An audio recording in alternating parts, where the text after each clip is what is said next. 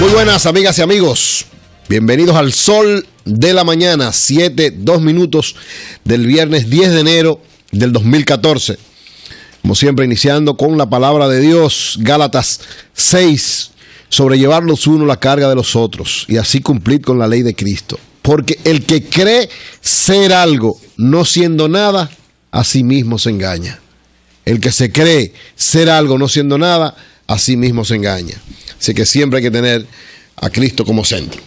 Muy buenos días para Antonio Espaillat y Montserrat Espaillat, para Julio Martínez Pozo, que ya se integra la próxima semana con nosotros, Marilena Núñez, Víctor Gómez Casanova, José La Luz, Melton Pineda, ayuda al equipo de 5 a 7 que sigue haciendo un gran trabajo, Yuri Rodríguez, Cristóbal de Chan, Humberto Paniagua y Andrés Martínez, a Helen Gil, que por fin se reintegra, Dios mío, cuánta falta hacía, Sonia Patiño, Mauri Jaibar, Hansel García, Yoba Bernal, Rafael Díaz, Ramón Paulino, Manuel González Manegonte y todo el equipo de VTV, Hugo Veras y todo su personal técnico.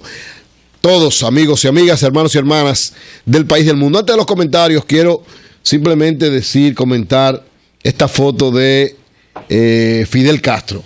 Señor Fidel Castro, que tiene 87 años de edad y que hay tantas especulaciones sobre él porque es uno de los grandes líderes del siglo XX y XXI, un hombre extraordinario por lo que hizo con Cuba y por lo que ha representado. Aparece en una foto muy desgastado, lógicamente, ¿verdad? Esos 87 años de Fidel Castro valen como por ciento y pico por todo lo que ha pasado.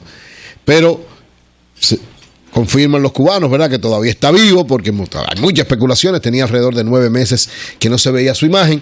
Ahí aparece con un bastón, ayudado por la seguridad, pero firme en sus criterios, asistiendo a la inauguración de una sala de museo de pintura de un amigo cerca de su casa, y se muestra la imagen de Fidel Castro. Muchos dirán, bueno, apareció Fidel, otros dirán, bueno, se ve, a muchos nos da recordar al Fidel histórico, extraordinario, este gran líder que eclipsaba con solamente abrir la boca y con sus acciones más todavía, y verlo ya en estas condiciones. Pero todos somos seres humanos.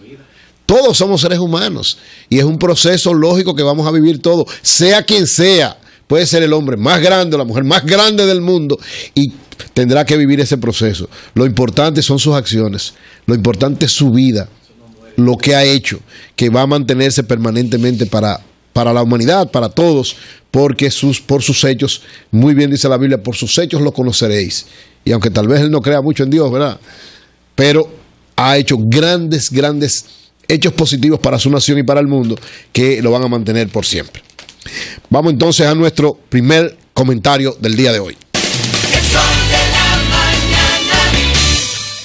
Miren, el turismo es uno de los grandes soportes de la economía dominicana, hasta el punto de que el presidente Danilo Medina, cuando era candidato, dijo que la locomotora del desarrollo del nuevo modelo que él iba a implementar era el turismo. Entonces, nosotros somos una isla que podemos ofertar muchas cosas a los turistas a nivel internacional, y la economía dominicana, uno de los soportes fundamentales es el turismo, que deja alrededor de 4.000 millones de dólares anuales de ingresos, de beneficios para la República Dominicana por esta gran cantidad de turistas que vienen al país. Entonces, cualquier situación que acontezca alrededor del turismo es de preocupación. Es de preocupación para ese sector que emplea una gran cantidad de personas, que consume una gran cantidad de productos dominicanos y que mueve una gran cantidad de servicios en la República Dominicana. Pero también es de preocupación para el país en sentido general, porque la cantidad de recursos que están alrededor del turismo representan un soporte. O sea, si fallara una parte del turismo, la economía dominicana empezaría a flaquear, empezaría a tener serios inconvenientes. Por eso es preocupante las dos últimas situaciones que han acontecido con turistas en el caso de la ciudad de Santo Domingo. Por un lado está lo que pasó en Boca Chica en el día de ayer, 2 turistas italianos asaltados, acuchillados. Bueno, una situación alarmante en pleno día en Boca Chica, uno, digamos, de los centros donde se mueve una parte importante del turismo que está alrededor de la ciudad de Santo Domingo y de alguna manera del este. Y también el ciudadano suizo que fue muerto por asaltantes, ¿verdad? Una situación también espeluznante que llamó mucho la atención. Y muchos dirán, bueno, ¿qué está pasando? porque en los últimos tiempos el gobierno ha tratado de hacer un gran esfuerzo de por lo menos bajar un poco la percepción que había de que prácticamente el país era totalmente inseguro y la ciudad era totalmente insegura y había una gran cantidad de delincuencia, sigue habiéndola, pero las autoridades han estado diciendo permanentemente que se ha bajado por lo menos un poco la percepción. Hay un plan, el plan 911 y una serie de elementos que se han estado manejando, todavía no se implementan, pero que se están dando pasos en ese sentido. ¿Por qué es preocupante esto? Porque tenemos una referencia en Venezuela ahora mismo. La agenda del gobierno venezolano ha cambiado a partir del asesinato de Mónica Spear, la famosa ex reina de belleza y hoy, hasta el día de su muerte, una actriz en muchas novelas y películas y una serie de cosas de Venezuela y de Miami. Entonces, esta situación que fue hasta ahora aparentemente realizada por la delincuencia en Venezuela ha cambiado de alguna manera, ha impactado tanto a Venezuela y al gobierno de Nicolás Maduro que la agenda que tenía planificada y que habían hablado se ha alterado y ha tenido que estar haciendo una serie de encuentros con gobernadores, una serie de encuentros con autoridades de todas las provincias, sobre todo las provincias que tienen altos niveles de delincuencia y muy especialmente la ciudad de Caracas, que es una de las ciudades más violentas y llena de delincuencia de América Latina y del mundo. Y esta situación ha llevado a eso. Lógicamente, cuando pasa algo con alguien muy conocido, eso repercute porque tiene una significación especial. Mucha gente sigue, admira, quiere a las personas que tienen ciertos renombres, son famosas, y esto multiplica entonces las preocupaciones y amplifica la situación. En el caso dominicano son dos turistas o dos grupos de turistas, uno un turista suizo, otro turistas italianos, y aunque tal vez no tienen la connotación de alguien muy importante, el hecho de ser turistas conlleva a que se afecte sensiblemente a un área de la economía dominicana. Todo lo que tiene que ver, tanto el gobierno como la Zonadores, que es que maneja toda la situación del turismo, dicen que esto es una situación que no es, una tendencia, que es una cuestión, a final de cuentas, eventual, que son aislados, que son agresiones que se pueden dar contra cualquiera y que, lógicamente, han sido turistas. Pero hay que poner una alerta, hay que hacer un llamado. O sea, el gobierno tiene que emplearse a fondo para que este tipo de situaciones, sea con turistas o con quien sea, pero especialmente en este plano, no se convierta en una especie de efecto contagio. ¿Por qué? Porque en la medida en que usted este tipo de cosas lo hace, eso aumenta los niveles de delincuencia reales, pero también aumenta la percepción nacional e internacional, las dos cosas. Muchos me dirán, no, pero usted está preocupando nada más por la imagen de la economía. No, yo me preocupo por un elemento importante. Porque la garantía de bajar la delincuencia, aumentar los niveles de prosperidad de los dominicanos, depende de que los soportes de la economía no sean afectados. Entonces, para poder garantizar bajar los niveles de delincuencia, hay que aumentar, aunque esto no es de manera directamente proporcional, pero sabemos que, lamentablemente, en los sitios donde hay mayor concentración de gente que son desplazadas, de gente que son marginadas, de gente que no son parte de las grandes riquezas que generan las sociedades, aumentan los niveles de delincuencia. Claro, no entendamos que esto quiere decir que los pobres son delincuentes, no, bajo ninguna circunstancia. Lo que quiere decir es que las condiciones materiales de existencia, en la medida en que tú marginas a mucha gente, lleva a que ahí se anide mayor cantidad de delincuentes. Porque gente que no tiene opción de trabajo, no tiene opción de estudio, no tiene opción de diversión, no tiene opción de nada, se siente una escoria, un marginado social, y entonces usa los métodos violentos para tratar o de llamar la atención o de encontrar la comida o lo que usted quiera.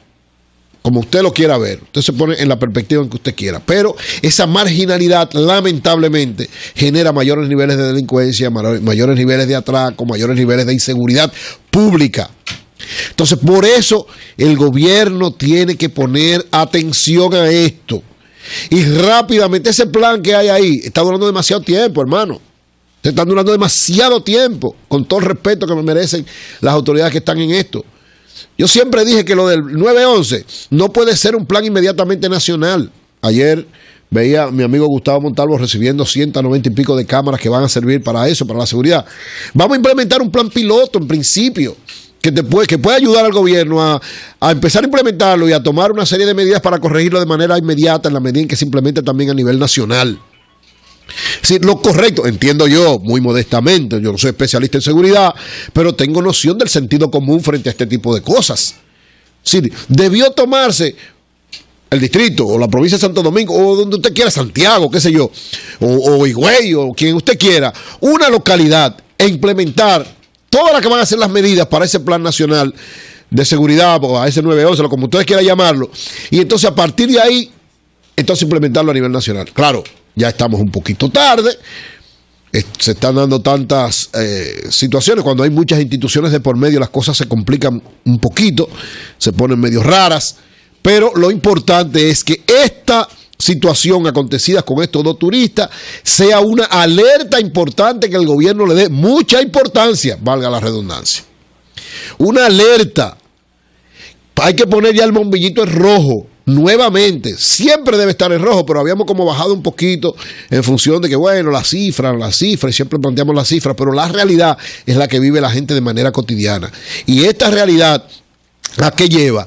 A un aumento de los niveles de inseguridad ciudadana. Si a un turista le hacen eso, imagínate a un ciudadano normal, común y corriente, como ha pasado y como pasa de manera cotidiana. Entonces, es el momento. Yo sé que hay un plan para que este año se implementen, sobre todo este plan 911, que conozco algunos detalles y sé que en la medida en que se desarrolle como debe ser, en que haya una coordinación interinstitucional, en que no haya pugilato, porque lo que pasa también cuando hay un plan como este, que además va a manejar todos los millones del mundo, porque ahí se va a manejar todo el dinero del mundo, gracias a Dios también hay una comisión de veedores y una serie de cosas, pero cuando hay tantos recursos de por medio y tanta institución y tanta gente y tantas cosas, llama preocupación porque a veces eso obnubila la visión de lo que tiene que lograrse, que es que siga bajándose los niveles de inseguridad en la República Dominicana, que cada vez haya más confianza, que las calles no sean tomadas por la delincuencia, sino por el orden, por el Estado, que el Estado tenga control de las calles de Santo Domingo. Porque de lo contrario, situaciones como esta lo que hacen es aumentar cada vez más los niveles de inseguridad, y eso es peligrosísimo para los planes que el Estado y el gobierno en sentido específico quiere desarrollar.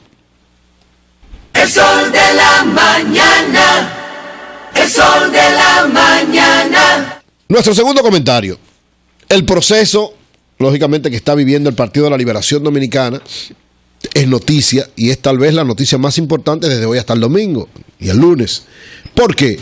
Porque de manera que uno no lo entiende, o sea, digamos, no lo entiende porque al parecer no debería ser así. O sea, un proceso de un partido no debería convertirse en la principal noticia y en el principal hecho, pero es el partido que está en el gobierno, es el partido que tiene 12 años gobernando, es el partido que tiene líderes muy importantes que influyen en muchos sectores de la sociedad dominicana. Entonces, ese partido que es el PLD ha eclipsado la nación dominicana con este proceso, que tiene sus altas y sus bajas, sus luces y sus sombras, sus cosas positivas y sus cosas negativas. ¿Cuáles son las cosas positivas de este proceso? Bueno, que un partido, para elegir su dirección, hace un proceso democrático. Eso es bueno, eso es positivo. Un proceso participativo donde todos los miembros de ese partido, estamos hablando según el padrón del PLD, 2.6 millones de miembros del PLD, van a elegir a los 168 nuevos miembros, realmente son 138, porque hay 30 que lo elige el comité político en sus reuniones, en su cuota especial, pero va a elegir una buena cantidad de sus dirigentes a partir de ofertarse una gran cantidad de ellos para optar por eso. Esto es un proceso democrático, abierto, participativo, que fortalece la democracia dominicana, no solo al Partido de la Liberación Dominicana, sino a la democracia en sentido general. En segundo lugar, es el hecho de que pueden las diferencias de una entidad manejarse con criterios democráticos. Eso también es un elemento, digamos, positivo. Ahora, hay algunos elementos también que están rondando este proceso que no se ven como tan positivos. Tienen tintes o aspectos un tanto negativos. Yo lo decía en el comentario que hice el pasado martes. Hay denuncias graves, tanto de sectores de la sociedad civil como de sectores internos del propio Partido de la Liberación Dominicana, que están hablando de que se está tratando de influir en la votación a través de la compra de votos, a través del dinero. Es decir, se está influyendo de alguna manera. Hay denuncias concretas y específicas en torno a que el dinero, y sobre todo entre hoy, mañana y el domingo, va a correr de manera fluida, de manera amplia en este proceso. Esto es negativo, sobre todo en un partido como el PLD, donde tradicionalmente esas cosas no se daban, pero al darse ese proceso de masificación, la sociedad dominicana en las elecciones generales tiene esa situación. Entonces es absurdo pensar que en un proceso interno, que es una elección general también, parecida a la elección nacional, no se dé eso, pero no es bueno, no es conveniente, no es positivo. Y tendrá el PLD que emplearse a fondo para que este no sea el matiz principal o muy importante de este proceso. Ayer, a la Comisión Electoral del PLD le hicieron esta pregunta al presidente César Pina Toribio. Le preguntaron, hay una serie de denuncias, le hablaron de varios casos, del caso de Barahona, del caso de Valverde, del caso de Nagua, le hablaron de varios casos. Y él dijo, bueno, no, la Comisión Electoral no tiene ninguna denuncia concreta sobre esto. En caso de que la haga, nosotros actuaremos. Pero el hecho de que no hayan habido denuncias concretas a la Comisión Electoral no quiere decir que no se esté dando este proceso. ¿Y por qué este proceso puede estarse dando? Bueno, porque hay gente que tiene niveles de comprensión diferentes en los partidos. Y ahorita hablaré un poco del PRD y veremos también que hay niveles de comprensión diferentes frente a un proceso, no solo en el PLD, en cualquier partido del mundo y más de República Dominicana. Entonces, el PLD no puede permitir que se le empañe el proceso con este tipo de cosas. Los PLDistas tienen una norma y es que todo el mundo respeta las decisiones. Eso tal vez de alguna manera, aunque suceda, yo creo que de alguna manera va a suceder, pero ellos saben manejar su asunto y a final de cuentas que eso no sea la norma del proceso. Eso es lo que esperamos, que eso no sea la norma. Porque los PLDistas no son perfectos, los PLDistas no son dioses. El PLD es un partido igualito que cualquier otro partido. Los PLDistas son todo igualito que cualquier otro militante de otro partido. O sea, son seres humanos imperfectos todos. Entonces no es verdad que son ángeles salidos del cielo y que todos impolutos. No, no. Son seres humanos igual que cualquiera. Tentados, que tienen tentaciones y que pueden ser tentados. Lo que hay que garantizar que la norma general de ese proceso no sea esa situación. O sea, hay graves denuncias y hay graves situaciones. Esto debe ser tomado en consideración. Ahora bien, desde el punto de vista político, ¿qué representa este proceso para el PLD y la democracia dominicana? ¿Por qué tanta importancia de... Hay 970 participantes, ¿verdad? Eran 1000 y pico, pero fueron decantados y quedaron 970 participantes. ¿Por qué tantos PLDistas quieren ser miembros del Comité Central del PLD? O sea, ¿qué deja eso? ¿Qué importancia tiene eso? Bueno, para el PLD tiene mucha importancia, porque los miembros del Comité Central son los que eligen los miembros del Comité Político y el Comité Político es el que está dirigiendo ese partido, al que respetan, a los que tienen autoridad. Entonces, importante por eso. Lo segundo, el que quiera ser miembro del Comité Político, que es el organismo que dirige, digamos, el poliburó, el elemento de importancia del partido que está en el poder, del partido que ha ganado las últimas elecciones, de una serie de cosas importante que ha gobernado la nación dominicana. Entonces, es importante ser del Comité Central, porque te da categoría política, categoría social, y te pone, digamos, en la lista de aspirantes para un puesto en el gobierno, porque es así, hay que pensarlo de esa manera. Todo el que está trabajando de alguna manera es porque quiere estar en el line-up de los posibles funcionarios, sea de este gobierno, del que viene, o de todos los gobiernos del PLD en algún momento. Entonces, esa es la realidad real.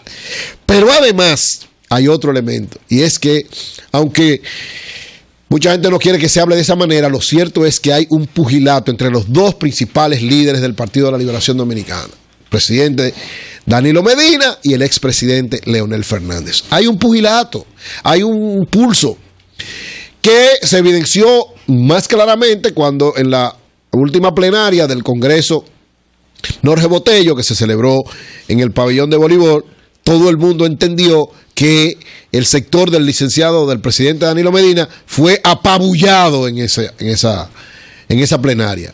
La mayor parte de las propuestas fueron para desfavorecer a los aspirantes, a la gente del presidente Danilo Medina. Entonces, eso llevó a que la estrategia de este sector empezara a tomar cuerpo diciendo no podemos permitir que en la elección del 12 de enero nos pase lo mismo.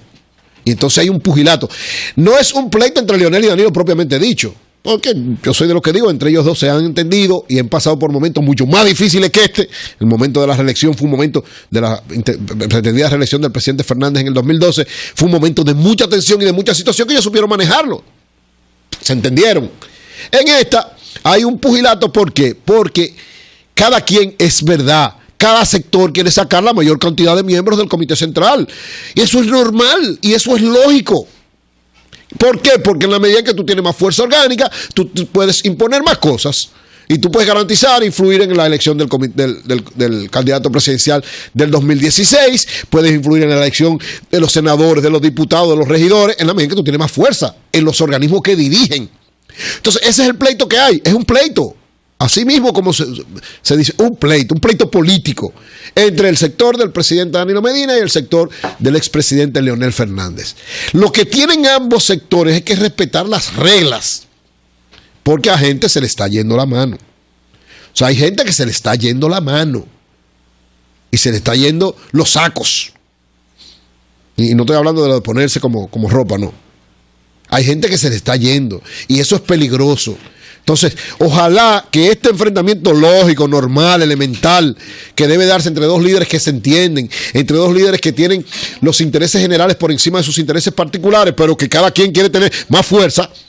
Ojalá que esto no vaya a cambiar lo que debe ser un verdadero proceso ejemplar que contribuya a fortalecer la democracia. Lo cierto es que entre el sector del presidente del expresidente Leonel Fernández quiere obtener la mayoría de los miembros del Comité Central que van a ser puestos a disposición de esta elección, y el sector del presidente Danilo Medina también quiere la mayoría de los puestos de esos nuevos miembros del Comité Central. Quiera o no se quiera, hay un pulso entre ambos y así se van a medir las cosas, ustedes van a ver, así se van a medir. Hay gente, lógicamente, que no está en ninguno de los lados, que es equidistante, que entiende que la institucionalidad del PLD pasa por encima de eso, pero son los menos. De alguna manera sirven también para confirmar que esa lucha no sea tan fratricida, no sea tan irracional, y sirven de soporte, sirven de freno, sirven de muralla para que no se desborden las pasiones. Y ojalá que aquí no se desborden las pasiones, porque eso le haría mucho daño al PLD, pero también al país que ellos están dirigiendo, que está por encima de ese Partido de la Liberación Dominicana. Y mi tercer comentario es para poner la otra cara, desde el punto de vista político. Ayer se dieron unas informaciones de lo que está aconteciendo en el Partido Revolucionario Dominicano. ¿Qué es lo bueno de esto? Que ayer se dio la información de que se reunieron comisiones del expresidente Hipólito Mejía con representantes de Miguel Vargas Maldonado. Aunque hay versiones diferentes, cada uno da una versión que tiene que ver con su posición frente a esto. ¿Qué es lo bueno de esa situación? Que hay por lo menos un camino para conversar entre ellos, aunque no se hayan puesto de acuerdo, ¿eh? Y yo creo que de alguna manera lo que está pasando en el Partido de la Liberación Dominicana está llevando a que Miguel e Hipólito caminen por lo que yo he estado diciendo, que he acuñado como frase, caminen con sentido de la historia. Es decir, el hecho de que ambos hayan colocado comisiones representativas de cierto nivel, por el lado de Miguel Vargas está la presidenta en funciones, Peggy Cabral, viuda Peña Gómez, y Eduardo Jorge Prado, un hombre de su absoluta confianza, y por el lado del presidente Hipólito Mejía está Ana María Acevedo, y parece que otros de comisionados, José Joaquín Puello parece que está entre los dos lados sirviendo de mediador, pero lo cierto es que hay como una avenencia, por lo menos para conversar. Ese es el primer tramo.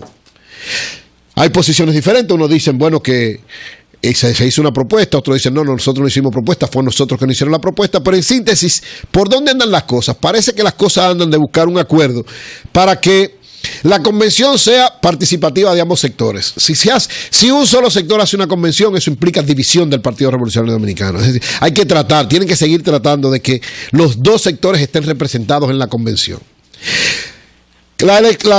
Miguel Vargas quiere garantizar su candidatura presidencial y es lo que todo apunta a que él va a ser el candidato presidencial del Partido Revolucionario Dominicano. Entonces, el otro sector parece que está presionando un poco para tener la mayor cantidad de cargos en el PRD, para tener la mayor cantidad de cargos congresionales y municipales, porque las elecciones del 2016 incluyen presidente y todas senadores, diputados, regidores. Entonces está presionando de alguna manera para tener una mayor cuota sin tener que ir a pelear por eso en la votación, porque si siguen como van las cosas, quedarían excluidos, por lo menos desde el punto de vista institucional.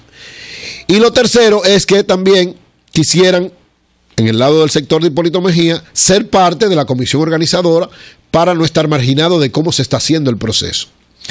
Yo pienso que ambas partes tienen puntos comunes que deberían ellos seguir insistiendo en ese aspecto. O sea, insistir más en lo que los une que en lo que los separa.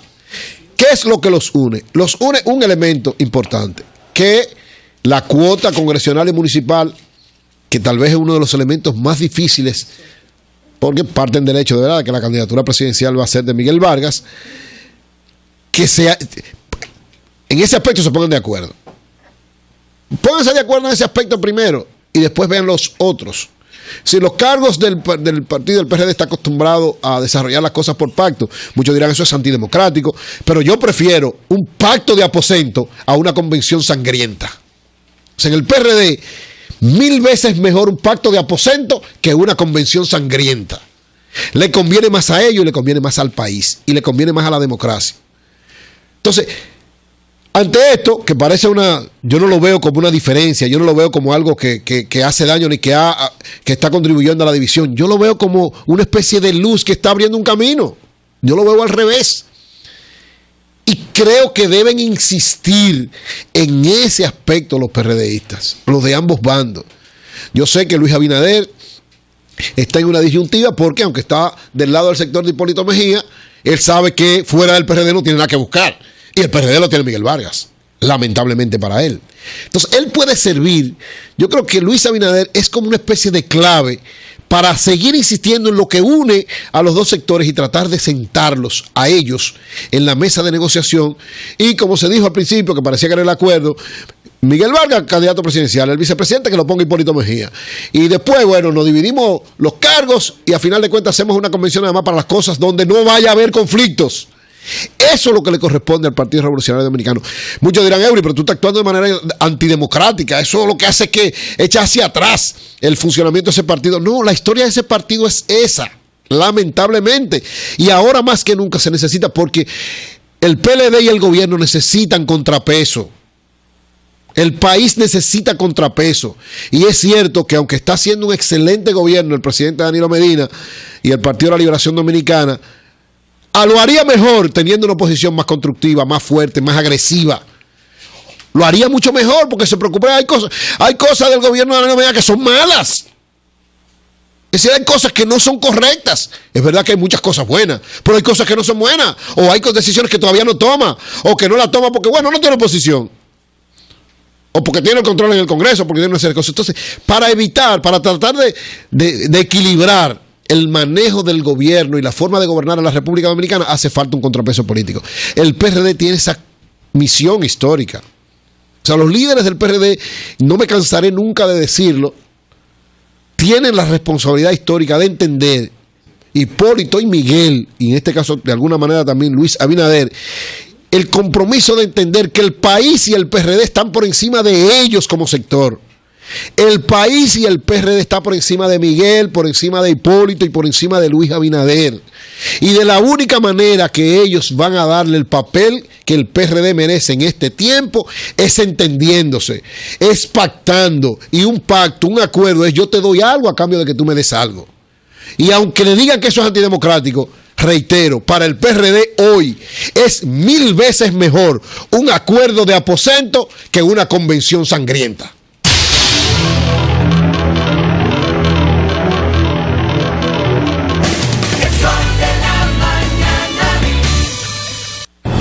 El Partido de la Liberación Dominicana le ha dado los mejores años a la República Dominicana. Ahora, démosle los mejores hombres y mujeres